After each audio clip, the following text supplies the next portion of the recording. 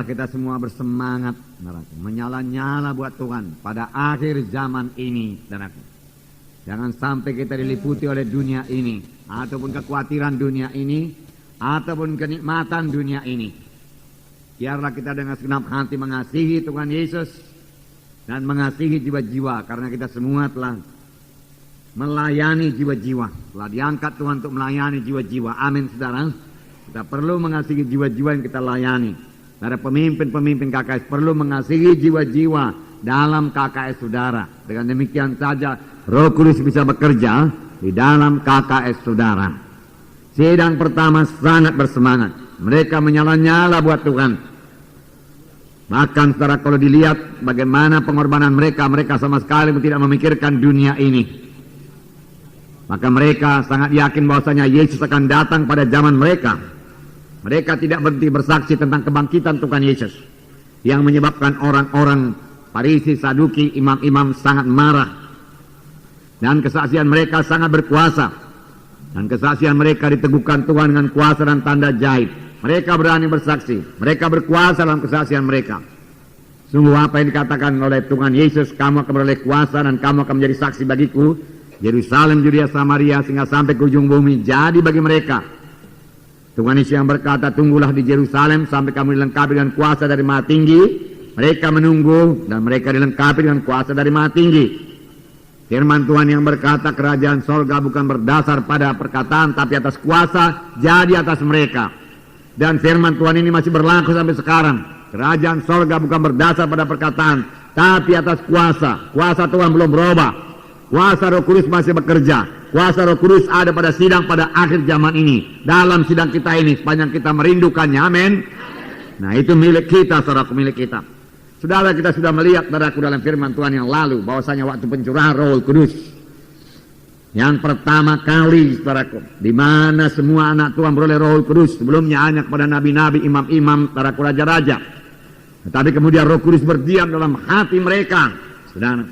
Dan pada waktu itu Petrus berkhotbah, dan khotbahnya sangat berkuasa, khotbahnya sangat diurapi. Amin, saudara. Sangat berkuasa, sangat diurapi. Berubah Petrus, kita lihatkan pada firman Tuhan minggu yang lalu. Petrus yang tidak bertulang punggung menjadi kokoh, teguh, kuat dalam Tuhan. Roh Kudus mengubahkan Petrus. Roh Kudus Roh Kudus, saudaraku, memakai Petrus. Petrus tidak takut lagi. Amin, saudara. Nah, itu bekerja Roh Kudus yang masih berlangsung sampai sekarang ini. Lihatlah perubahan yang terjadi pada Petrus. Rindukan itu supaya jadi bagi saudara. Dan saudara boleh mohon, Tuhan biar ini juga jadi kepada saya. Karena itu kehendak Tuhan. Dan sepanjang kita mohoni, yang kita mohonkan itu seturut dengan kehendak Tuhan, maka kita mengetahui bahwa Tuhan mengabulkan doa kita. Dan kalau kita tahu Tuhan mengabulkan doa kita, maka kita sudah memperoleh apa yang kita minta itu. Amin, saudara. Nah, puji Tuhan, saudaraku, puji Tuhan. Petrus berkhotbah dan khotbahnya sangat diurapi. Firman Tuhan berkata, urapan itu begitu kuatnya sehingga hati mereka sangat terharu. Dan mereka bertanya kepada Petrus, apa yang harus kami perbuat? Dengan tegas Petrus berkata, bertobatlah dan berilah dirimu dibaptis dan kamu akan beroleh karunia Roh Kudus. Mereka memberi diri mereka dibaptis, mereka bertobat, dan pada hari itu jumlah mereka bertambah kira-kira 3.000 jiwa. 3.000 jiwa. Luar biasa, saudara, luar biasa. Inilah pekerjaan Roh Kudus, saudara. Roh Kudus masih sanggup melaksanakannya. Tetapi apakah anak-anak Tuhan punya iman? Apakah anak-anak Tuhan, saudaraku, merindukannya dan mohon sungguh-sungguh kepada Tuhan? Tuhan mau, saudaraku, lebih banyak jiwa-jiwa selamat daripada selamat pada sidang pertama. Lebih banyak lagi persentasenya, amin, saudara. Nah, urapan seperti yang dimiliki Petrus ini bisa dimiliki oleh sidang akhir zaman. Bisa kita miliki sepanjang kita merindukannya dan mau membayar harganya. Saya terangkan dalam pertemuan cabang-cabang desa-desa supaya mereka lapar dan haus akan kuasa Tuhan. Lapar dan haus akan urapan Tuhan. Lapar dan haus akan hikmat Tuhan. Lapar dan haus akan kesembuhan yang daripada Tuhan, bukan hanya untuk mereka. Tetapi kalau mereka meletakkan tangan atas orang sakit, mereka itu sembuh. Mengusir setan dalam nama Yesus, setan pergi. Kita harus haus lebih dahulu, lapar dan haus lebih dahulu. Amin, saudara. Nah, panjang kita merindukannya, oleh sebab itu jadilah orang-orang rohani. yang mempunyai pikiran yang rohani, bukan pikiran yang duniawi ini. Kalau kita pun memiliki pikiran duniawi, bagaimana kita bisa mengerti perkara rohani? Kita yang menguasai pikiran kita, dan lagi Roh Kudus bisa menolong kita memakai firman Tuhan yang kita dengar untuk membaharui cara berpikir kita, saudaraku. Petrus juga dilengkapi dengan kuasa dari Maha Tinggi, karunia Roh bekerja dengan giatnya dalam dia, karunia menyembuhkan, karunia mengadakan mujizat.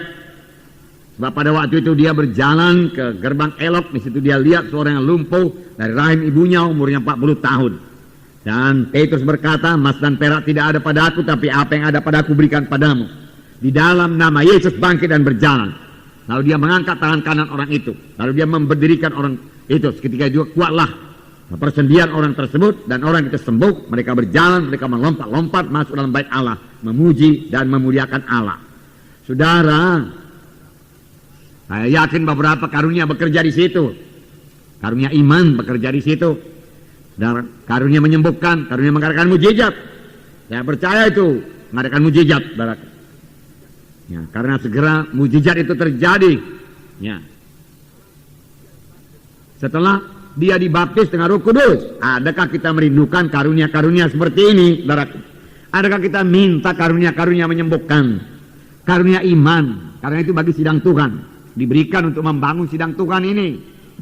Untuk KKS saudara bisa memilikinya. Mari merindu, mari rindukan, mari mohon, amin saudara. Ya, Tuhan kita tidak berubah, saudaraku. Ya, dia melayani juga melalui gerejanya pada akhir zaman ini, sama seperti dia melayani, saudaraku, melalui gereja pertama, demikian dia melayani pada gereja zaman akhir, amin saudara. Tapi apakah kita merindukannya, saudaraku? Mohon sungguh-sungguh memikirkannya, memintanya sungguh-sungguh kepada Tuhan. Dalam nama Yesus, Petrus berkata, bangkit dan berjalan. Kuasa Tuhan turun, saudaraku. Mujizat Tuhan terjadi. Orang itu bangun dan bangkit dan berjalan, melompat-lompat, memuliakan Allah. Firman Tuhan berkata, Tuhan Yesus tidak berubah. Amin, saudara. Berarti kuasanya tidak berubah. Amin. Berarti dia tetap maha kuasa. Tidak ada penyakit yang terlalu berat padanya. Tiada lumpuh yang terlalu berat yang tidak bisa dibangkitkannya. Amin. Punya iman seperti itu, saudaraku. Tidak ada penyakit yang tidak bisa sembuhkan Tuhan Yesus. Ya, tumor bisa sembuhkan Tuhan Yesus. Kanker bisa sembuhkan Tuhan Yesus. Tapi lebih baik tidak disentuh kanker, tidak disentuh tumor. Amin. Ya. Tidak ada yang mustahil. Dia maha kuasa. Tidak ada yang mustahil kepadanya.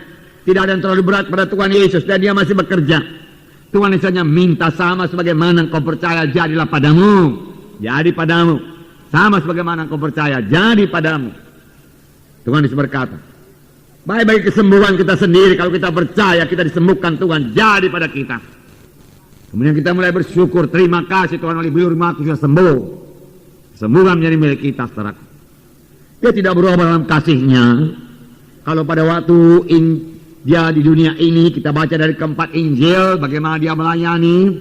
Firman Tuhan berkata, hatinya tergerak oleh belas kasihan melihat orang sakit, melihat orang kusta, hatinya tergerak oleh belas kasihan, melihat jiwa-jiwa yang terhilang, yang tidak bergembala, yang tidak digembalakan, hatinya tergerak oleh belas kasihan. Dia kasihan, dia menaruh kasih. Demikian hati Yesus sampai sekarang tidak berubah. Dia tetap mengasihi, dia mengasihi sidangnya, dia mengasihi saudara dan saya, amin. Ya, itu sebabnya saya suka menyanyikan, aku mengasihi engkau Yesus. Karena dia lebih dahulu mengasihi saya, demikian juga saudara. Ya, dia mengasihi saudara. Dan kalau ada keberatan, hatinya tergerak oleh belas kasihan, hatinya juga tergerak oleh belas kasihan melihat jiwa-jiwa yang terhilang di luaran sana. Hatinya tergerak oleh belas kasihan. Hati Yesus tidak berubah, tidak menjadi keras. Jaga hati kita juga jangan menjadi keras, amin. Ya, pelihara hati roh yang mengasihi, pelihara hati roh yang mengampuni, yang memaafkan, jangan membenarkan diri sendiri. Kalau kita, saudaraku, tidak memelihara roh mengampuni, segera mengampuni, tapi selalu panas hati dan mau membalas dendam, saudara, maka bertambah hari hati kita ini bertambah jauh dari kasih Tuhan, dan bertambah hari hati kita ini bertambah keras. Jangan sampai terjadi, amin. Kalau ada yang bersalah kepada kita, misalnya kita ditokoin, saudaraku, ya, kita merasa saudaraku dipermalukan, saudaraku dari pihak kita sebagai anak Tuhan, sebagai pelayan Tuhan, kita harus segera mengampuni. Itu hanya saudaraku 100 dinar saja, 10.000 talenta hutang kita telah lunaskan Tuhan. 100 talenta tidak bisa dituntut, saudaraku. Amin. Kalau kita suka mengampuni, saudaraku, mengampuni, saudara, dengan segenap hati kita, maka kasih Tuhan bisa mengalir kepada kita. Maka kita bisa mengasihi jiwa-jiwa itu, saudara. Hati kita juga bisa tergerak oleh belas kasihan. Dan Roh Kudus bisa memimpinkan kita, saudara. Amin, saudara. Karena Roh Kudus hanya bicara kepada hati yang lembut, hati yang mengasihi, bukan kepada hati yang keras, hati yang bandel, hati yang mau membalas dendam, hati yang tidak mau mengalah. Roh Kudus payah bekerja di situ, saudaraku. Nah, oleh sebab itu beri kesempatan pada Roh Kudus dengan mengampuni, dan kita mendengar suara Tuhan. Saudaraku, Tuhan tidak berubah dalam pelayanannya. Dia masih melayani, dia masih menyelamatkan, dia masih menyembuhkan, dia masih melepaskan yang terikat.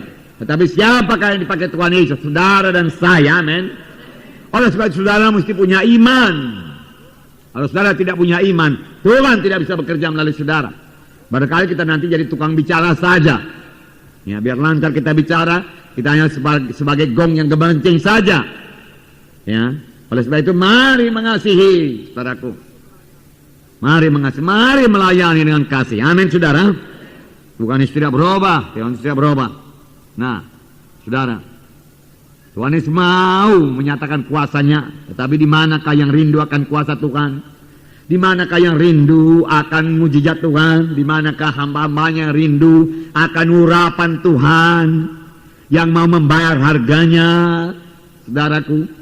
Yang mau bertekun dalam doa, yang mencari wajah Yesus, saudaraku, yang merindukan kuasanya, yang mohon sungguh-sungguh supaya diurapi Tuhan bertambah-tambah, saudaraku.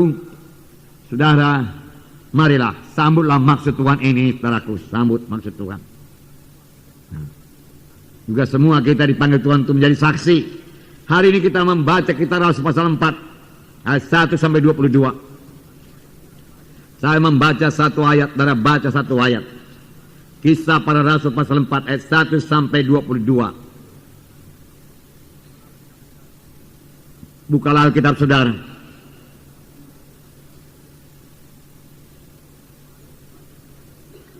Mari saya baca mulai, kemudian saudara baca satu ayat. Ketika Petrus dan Yohanes sedang berbicara kepada orang banyak, mereka tiba-tiba didatangi imam-imam dan kepala pengawal bait Allah serta orang-orang Saduki.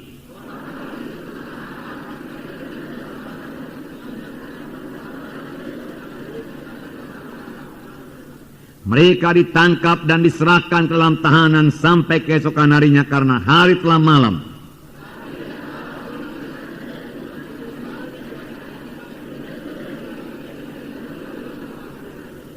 Pada keesokan harinya pemimpin-pemimpin Yahudi serta tua-tua dan ahli-ahli Taurat mengadakan sidang di Yerusalem.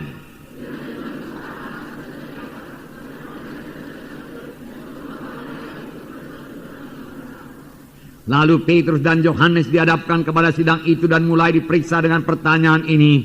Dengan kuasa manakah atau dalam nama siapakah kamu bertindak demikian itu?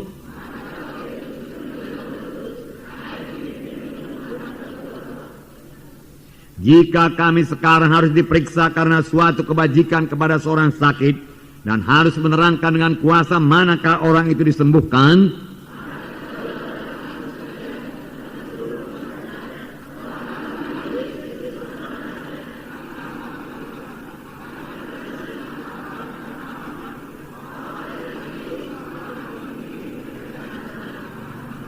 Yesus adalah batu yang dibuang oleh tukang-tukang bangunan, yaitu kamu sendiri. Namun ia telah menjadi batu penjuru.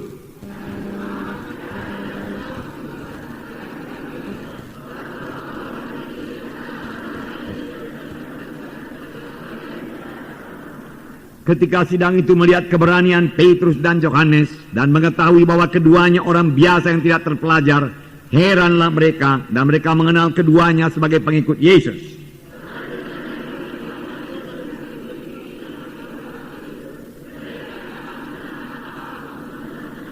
Dan setelah mereka menyuruh rasul-rasul itu meninggalkan rumah, ruang sidang, berundinglah mereka.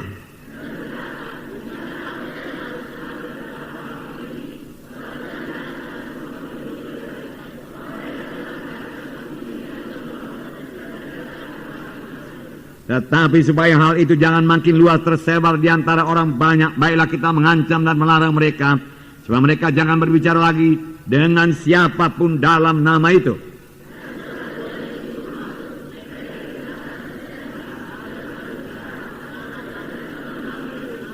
Tetapi Petrus dan Yohanes menjawab mereka, silahkan kamu putuskan sendiri, manakah yang benar di hadapan Allah, taat kepada kamu atau taat kepada Allah.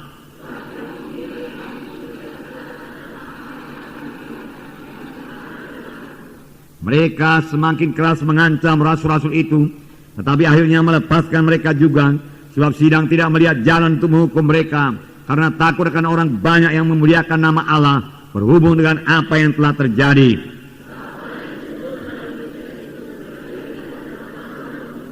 Iya, luar biasa. Petrus berani bersaksi. Oleh sebab itu topik firman Tuhan ini juga bersaksi dengan berani. Petrus bersaksi, saudaraku, di hadapan mahkamah agama yang mengadili Tuhan Yesus, yang sebelumnya sangat dia takuti. Dia hanya dari jauh saja. Sehingga waktu seorang dayang bertanya kepadanya, engkaukah seorang daripada mereka itu? Dia sampai menyangkal Tuhan Yesus. Tapi sekali lagi Roh Kudus mengubahkan Petrus. Dia menjadi berani. Kalau Roh Kudus bisa mengubahkan Petrus, Roh Kudus bisa mengubahkan saya, Roh Kudus bisa mengubahkan saudara. Amin. Perubahan ajaib datang dari Roh Kudus. Saudara, karena kesembuhan seorang yang lumpuh dari rahim ibunya itu, saudaraku, saudara, timbul banyak pertentangan yang kalau dilihat dari segi rohaninya didalangi oleh setan. Karena setan tidak senang, saudaraku, mujizat Tuhan terjadi. Setan tidak senang Injil diberitakan. Setan tidak senang, saudaraku, penyakit-penyakit disembuhkan. Bahkan setan tidak senang anak-anak Tuhan diberkati dalam bidang materi. Amin. Karena setan datang hanya untuk mencuri, membunuh, membinasakan. Setan tidak suka kalau kebenaran firman Tuhan dinyatakan. Setan tidak suka mujizat Tuhan dinyatakan. Oleh sebab itu, saudaraku, setan berusaha supaya anak-anak Tuhan, pelayan-pelayan Tuhan, jangan berdoa buat mujizat Tuhan. Jangan rindu mujizat Tuhan, saudaraku. Jangan kita mau tertipu. Amin. Nah, segera setan memakai, saudaraku, segala imam-imam, kepala-kepala pengawal baik Allah, orang-orang Saduki. Mereka sangat marah. Kenapa? Saudaraku, karena Petrus menyembuhkan orang sakit. Mujizat Tuhan terjadi. Bukannya mereka bersuka cita orang yang lumpuh itu yang kerjanya minta sedekah, saudaraku, tidak minta sedekah lagi. Ya, lompat-lompat dan masuk baik Allah, memuji dan menyembah Tuhan. Sebagai imam-imam, kalau mereka memiliki kasih, tentunya mereka harus bersuka cita. Bersyukur kepada Tuhan, ikut memuji menyembah Tuhan. Tapi sebaliknya, saudaraku, mereka sangat cemburu. Mereka merasa pelayanannya disaingi. Saudaraku, jangan pernah merasa, saudaraku, pelayanan kita ini disaingi, saudaraku. Amin, saudara. Masing-masing kita ini dipakai Tuhan, dipilih Tuhan. Masing-masing kita diberikan karunia oleh Tuhan. Masing-masing kita diberikan talenta oleh Tuhan. Seberapa talenta yang diberikan oleh Tuhan, sepanjang itu berbuah dengan baik, cukuplah itu, padalah itu bagi kita. Amin. Oleh sebab itu buangkan roh siaku, roh kesombongan yang mau menonjolkan diri. Kapan masih siaku kita yang menonjol, saudaraku? Roh Kudus nggak bisa bekerja. Lalu kita melayani dengan kekuatan kita sendiri. Dan hasilnya, saudaraku, sangat minim, saudaraku.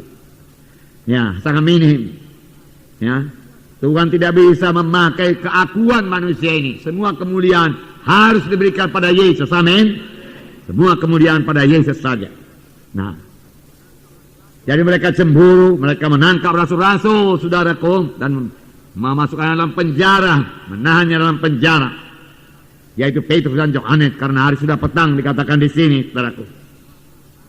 Nah, mereka juga marah karena Petrus dan Yohanes memberitakan ada kebangkitan dari antara orang mati di dalam Tuhan Yesus. Karena orang Saduki tidak percaya kebangkitan. Kalau nggak percaya kebangkitan, buat apalah saudaraku mengikuti agama, saudara? Nah, saudara, mereka marah, saudara. Tetapi puji Tuhan, haleluya, kita semua percaya bahwasanya ada kebangkitan dari antara orang mati. Amin. Kita akan dibangkitkan dengan tubuh yang mulia. Amin. Dan kalau Yesus cepat datang padaku, tidak semua kita ini akan mati. Tidak semua akan mati.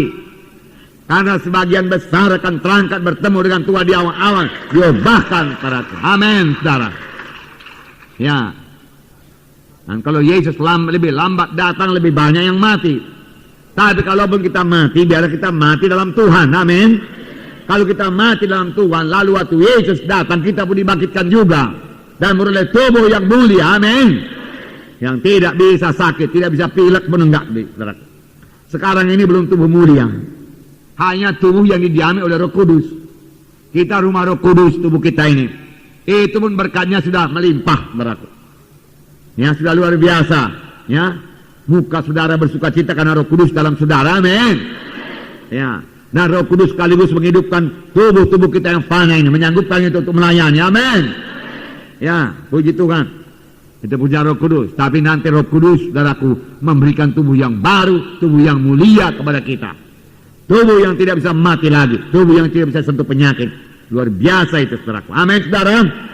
Jadi percayai kebangkitan. Biar saya bacakan sebentar 1 Korintus pasal 15 ayat 22. Menerangkan mengenai kebangkitan.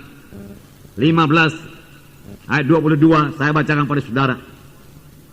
Karena sama seperti semua orang mati dalam persekutuan dengan Adam, demikian pula semua orang akan dihidupkan kembali dalam persekutuan dengan Kristus. Amin. Dihidupkan kembali kalau kita dalam Kristus.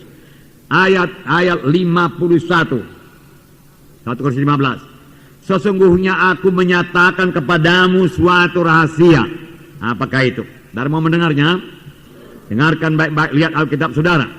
Kita tidak akan mati semuanya, tetapi kita semuanya akan diubah. Haleluya. Ini waktu kedatangan Tuhan. Saya baca terus. Dalam sekejap mata, pada waktu bunyi nafiri yang terakhir.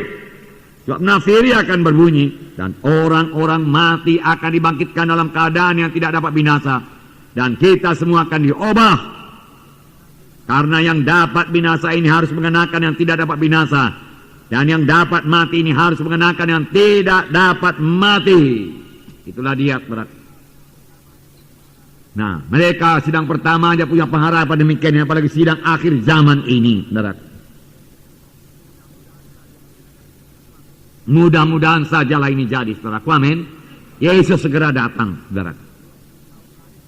Barangkali kalau 20 tahun lagi banyak kali di antara kita yang bertahan. Amin. Ya. Ya, tidak semua akan mati. Tetapi sebagian besar akan diubahkan bertemu Tuhan di awang-awang dan diubahkan dalam tubuh yang mulia. Tapi ini hanya bagi anak-anak Tuhan yang sudah selamat, yang sudah lahir baru, penuh Roh Kudus. Amin.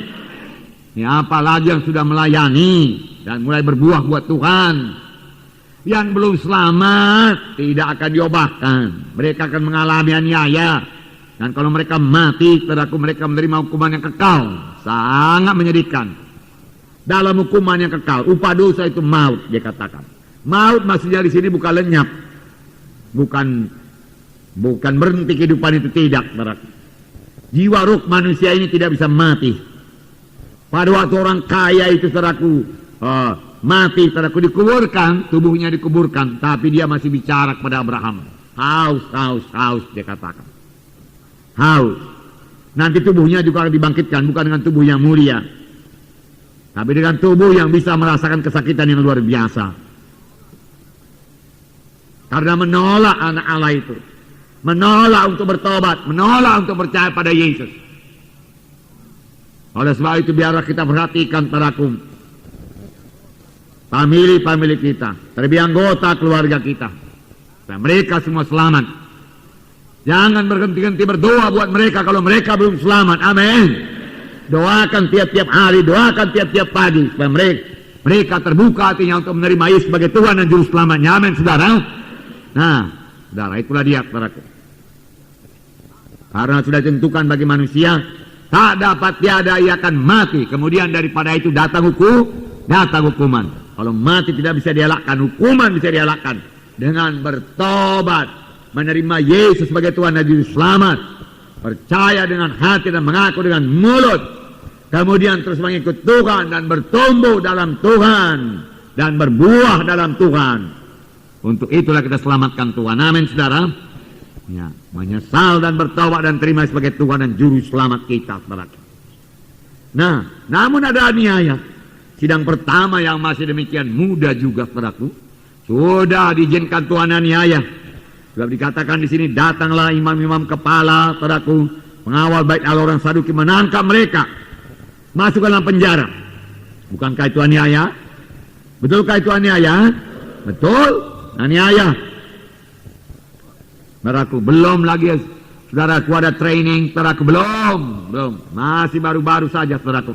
Selamat jiwa-jiwa, sudah ada aniaya. Setan tidak suka, saudaraku, sidang Tuhan bangun. Nah, genap apa yang dikatakan Tuhan Yesus dalam Matius 10. Matius 10. Bisa juga terjadi pada zaman sekarang ini juga, amin, saudara. Tapi jangan membuat kita takut mengikut Tuhan, amin. Ya, atau ada yang takut aniaya, saudaraku. Tidak, saudaraku, jangan takut aniaya. Dan kalaupun datang aniaya, saudaraku, jangan sangkal Tuhan Yesus. Kita tidak akan coba lebih daripada kesanggupan kita, amin. Ya, kalau memang dia aniaya sampai mati, berangkat ke sorga, saudaraku, amin. Ya, sampai ketemu di sorga.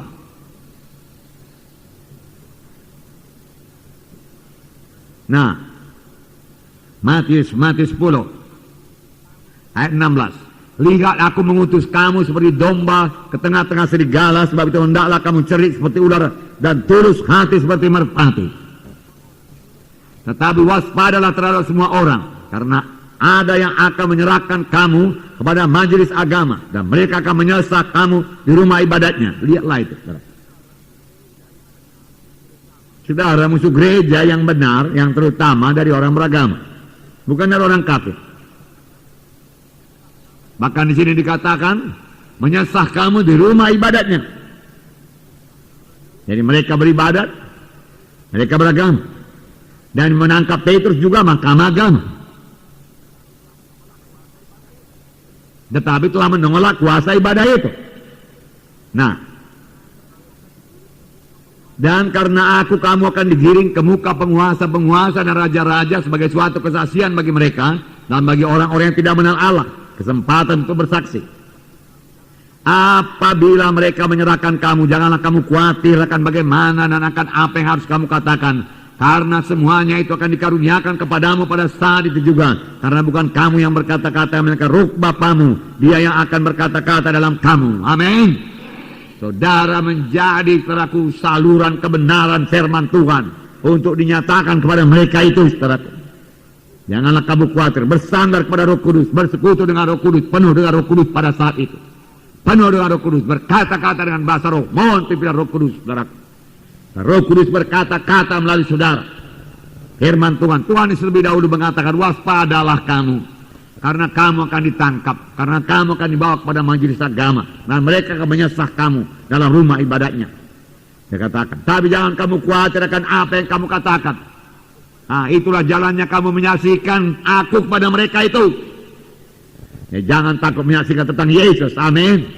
Ya, jangan takut. Dan jangan kamu khawatir nanti engkau tidak bisa berkata-kata. Pada waktu itu Roh Kudus akan berkata-kata melalui engkau, dia katakan. Apa yang kau katakan aku berikan padamu. Aku membobok perkataan kebenaran dalam mulutmu, amin. Puji Tuhan, kalau saudara penuh dengan Roh Kudus, saudara akan mengalami hal ini banyak kali. Amin. Saudara akan merasakan pertolongan Tuhan waktu saudara berkhotbah. Kalau saudara penuh dengan Roh Kudus dan memiliki pikiran yang rohani, maka Roh Kudus bebas memakai saudara, bebas membubuh perkataannya. Apalagi saudara bergerak dalam mengasihi Tuhan, mengasihi jiwa-jiwa. Amin. Roh Kudus dengan mudah bicara kepada saudara, dan saudara boleh menyampaikan kebenaran tersebut kepada jiwa-jiwa. Tapi sekali lagi ada halangan-halangannya, karena daging merupakan halangan buat pekerjaan Roh Kudus bicara kepada saudara. Pikiran daging dan duniawi sangat menghambat Roh Kudus bekerja. Amin. Oleh sebab itu miliki pikiran yang baru, pikiran rohani. Roh Kudus akan selalu memakai saudara, mengurapi saudara sangat luar biasa. Dan hasilnya juga luar biasa, saudaraku. Puji Tuhan, saudaraku. Amin, saudara. Nah, saudaraku yang kasih dalam nama Yesus.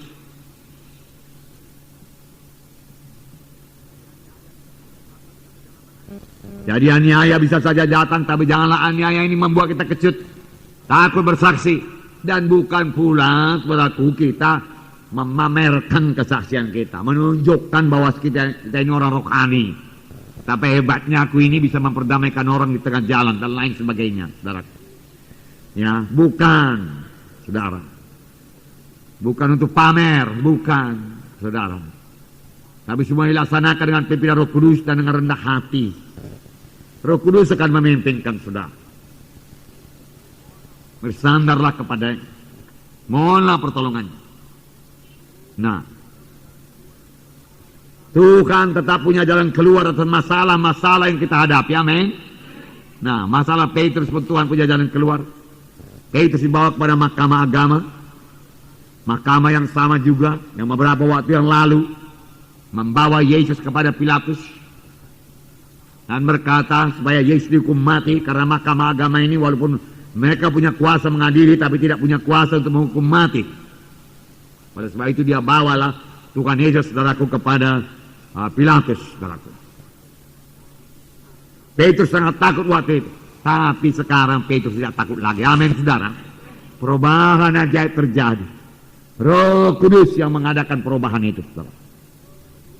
Periksa perubahan apa yang sudah kita terima, sudah kita dipenuhkan dengan Roh Kudus. Adakah kita bertambah mengasihi Yesus? Kalau belum, mohonlah kasih yang bertambah-tambah.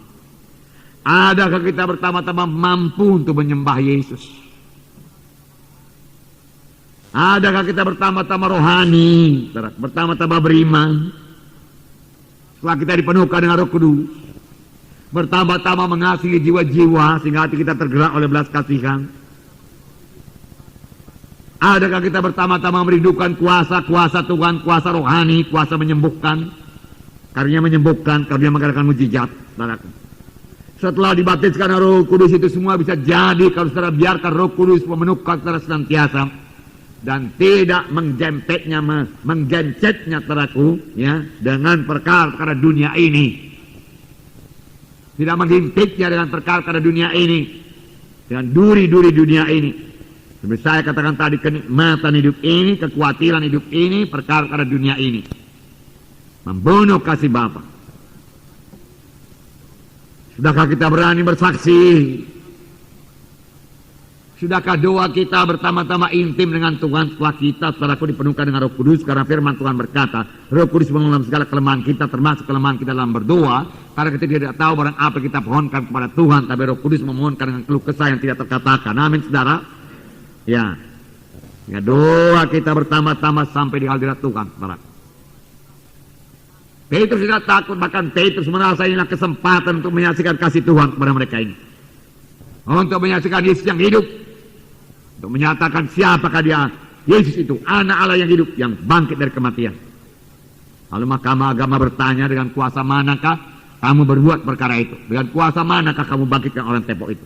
Atau dalam nama siapakah kamu bangkitkan orang tepok itu yang sudah 40 tahun umurnya? Dengan kuasa mana? Kesempatan betul-betul untuk bersaksi. Boleh jadi maksud daripada mahkamah agama ini menakut-nakuti Petrus, tapi nyatanya Petrus tidak takut lagi. Petrus sudah berubah, jadi berani. Saudara, dengan kuasa manakah atau dalam nama siapakah? Dari sini saudara kita bisa mengambil kesimpulan bahwa kuasa itu sama dengan nama. Amin. Kuasa sama dengan nama. Dengan kuasa manakah kamu menyembuhkan? Dengan nama siapakah kamu berbuat hal itu? Oleh sebab itu nama Yesus berkuasa. Sebab kami perbuat dalam nama Yesus, dia katakan. Nah, tapi jangan lupa, saya mau mengingatkan sebentar, saudara. Maka jawab Petrus penuh dengan Roh Kudus. Tiap kali Petrus berkata-kata, dia penuh dengan Roh Kudus. Perkataan yang disampaikan pada waktu penuh dengan Roh Kudus amat berbeda dengan perkataan yang disampaikan pada waktu tidak penuh dengan Roh Kudus. Perkataan yang disampaikan pada waktu kita penuh dengan Roh Kudus, penuh urapan, penuh kuasa. membawa berkat bagi jiwa-jiwa. Perkataan yang kita sampaikan dari manusiawi, dari pikiran kita sendiri, mematikan. Karena huruf itu mematikan, roh yang menghidup, roh yang menghidupkan. Itu sebabnya perlu setiap anak-anak Tuhan selalu penuh dengan Roh Kudus. Amin. Sama saja berdoa dengan akal dan berdoa dengan penuh Roh Kudus, dipimpin Roh Kudus, amatlah berbeda. Memang sebagaimana dikatakan Paulus, aku bisa berdoa dengan akalku, aku bisa berdoa dengan rohku, dengan Roh Kudus. Tapi saya lebih bisa berdoa dengan Roh Kudus, lebih suka berdoa dengan Roh Kudus. Amin. Demikian juga memuji dan menyembah Tuhan. Amatlah berbeda memuji menyembah Tuhan dengan penuh dengan Roh Kudus daripada hanya dari manusia itu sendiri, dari kita sendiri. Walaupun kita menyampaikannya tetap dengan sungguh-sungguh. Amin. Demikian juga memainkan musik ini. Nampaknya saudaraku, saudara, ini keahlian manusia saudara berkata, tapi memainkan musik dengan urapan Roh Kudus, dengan penuh dengan Roh Kudus akan berbeda dengan memainkan musik tanpa penuh dengan Roh Kudus. Roh Kudus mau perubahan. Ya. Maka jawab Petrus, yang penuh dengan Roh Kudus. Kalau pada hari ini kami diperiksa karena kami berbuat kebaikan, yang sebenarnya karena berbuat kebaikan kami tidak perlu diperiksa, mengapa pula kami harus diadili karena berbuat kebaikan? Tetapi tidak apalah kamu mengadili kami, ya. Dan kami ditanya dengan kuasa manakah atau dalam nama siapakah kami membangkitkan orang tepok itu, maka ketahuilah oleh kamu sekalian dan ketahuilah oleh seluruh penduduk Yerusalem bahwa kami berbuat itu bukan dengan kesalehan kami. Dikatakan bukan karena kesalehan kami. Ketahuilah seluruh Israel bahwa dalam nama Yesus Kristus, orang Nazaret yang telah kamu salibkan, yang telah dibangkitkan Allah dari antara orang mati, bahwa oleh karena Yesus itulah orang ini dengan sehat sekarang berdiri di depan kamu. Nah, saudara, dengan nama Yesus yang kamu salibkan, dia katakan, dia beri kemuliaan pada Tuhan Yesus. Mereka tidak berkata karena kami sudah puasa 10 hari, nanti kan Tuhan Yesus kami banyak berdoa, lalu kami diurapi Tuhan, lalu orang ini sembuh. Dia tidak berkata demikian. Dia berkata, Yesus, dalam nama Yesus yang kamu salibkan. Tetapi Allah membangkitkan dari antara orang mati. Dia hidup, Yesus itu. Dalam namanya lah orang ini sembuh, karena dia hidup. Kalau dia mati namanya nggak berkuasa, dia katakan. Betul saudara? Ya, tapi karena Yesus hidup namanya berkuasa. Karena itulah orang ini bangkit hidup. Ketahui oleh kamu sekalian, Yesus yang adalah batu yang dibawa oleh tukang-tukang bangunan, yaitu kamu sendiri. Tukang bangunan padaku, kalau saudara lihat dia masang batu merah, kadang-kadang ada batu yang dia buang karena dia rasa bentuknya nggak bagus, baling, saudaraku, ya, tidak lurus, dia buangkan. Nah, demikian juga dikatakan di sini, batu yang dibawa oleh tukang-tukang bangunan, yaitu kamu sendiri, membuangnya. Namun dia telah menjadi batu penjuru. Batu penjuru di sudut rumah. Menentukan jurusan rumah itu ke sana, jurusan kemari. Kuat, saudaraku. Itulah dia batu penjuru. Itulah dia Tuhan Yesus, dia katakan. Tapi kamu membuangnya. Nah, tapi itu semua kamu perbuat karena ketidaktahuan kamu, dia katakan. Nah, saudaraku yang kasih dalam nama Yesus, penuh dengan Roh Kudus. Roh Kudus. Amin, saudara. Yohanes 6:63. Perlunya penuh dengan Roh Kudus. Yohanes 6:63. Saya bacakan pada saudara. Rohlah yang memberi hidup, daging sama sekali tidak berguna. Perkataan yang dikatakan kepadamu adalah roh dan hidup.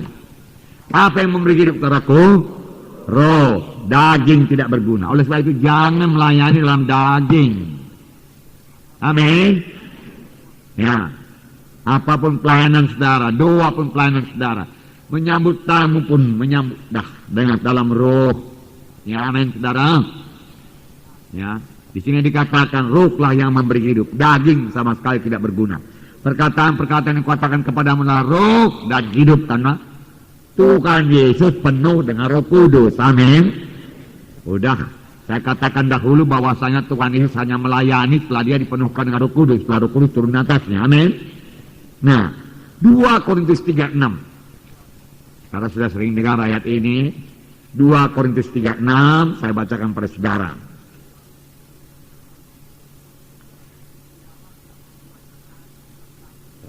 Ialah yang membuat kami juga sanggup menjadi pelayan-pelayan dari satu perjanjian baru yang tidak terdiri dari hukum yang tertulis tapi dari roh.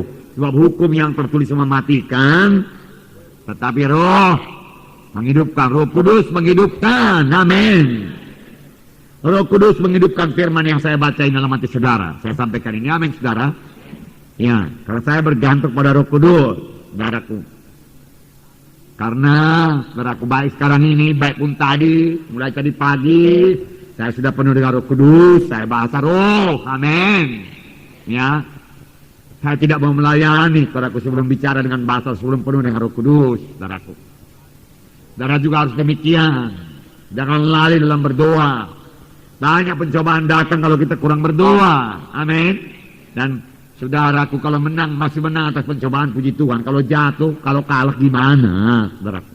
Oleh sebab itu siapkan diri saudara pada pagi hari dengan berdoa cukup, dengan penuh dengan Roh Kudus, saudaraku. Amin. Penuh dengan Roh Kudus, penuh dengan Roh Kudus. Bahasa roh, amin. Haleluya, saudaraku. Itulah kekuatan saudara. Daging ini tidak suka bahasa roh, daging ini nggak suka berdoa. Karena kalau kita penuh dengan Roh Kudus, daging ini ditundukkan diam. Kita tidak mengikuti kehendak daging kita. Kita tidak berlajak-lajak. Bahkan pikiran kita, kalau kita sudah penuh dengan Roh Kudus, dikuasai oleh Roh Kudus, tidak lagi menghayal ke sana kemari. Saudaraku, dengan segala pikiran-pikiran daging duniawi, masuk lagi kenajisan-kenajisan, saudaraku, alangkah merugikan itu, alangkah melumpuhkan kita, alangkah membutakan mata rohani kita. Seharusnya kita sebagai pelayan-pelayan Tuhan ini mengasihi jiwa-jiwa, memikirkan jiwa-jiwa kita. Yang itu belum juga dewasa, Tuhan tolonglah dia mengerti firman-Mu, Tuhan. Aku bersyukur anakmu ini sudah pertama-tama dewasa dan aku boleh melayani dia, kami boleh berkata-kata. Sebentar lagi Tuhan sudah bisa dia kuajak menginjil, kami sama-sama menginjil. Amin saudara. Memang perlulah saudaraku menginjil, amin. Nah, urapan Roh Kudus saudaraku membuat firman Tuhan hidup. Urapan Roh Kudus membuat firman Tuhan saudaraku berkuasa. Urapan Roh Kudus membuat jiwa-jiwa tertemplah hatinya. Urapan Roh Kudus membuat jiwa-jiwa saudaraku bertobat. Kalau yang menyampaikannya itu penuh dengan Roh Kudus, amin.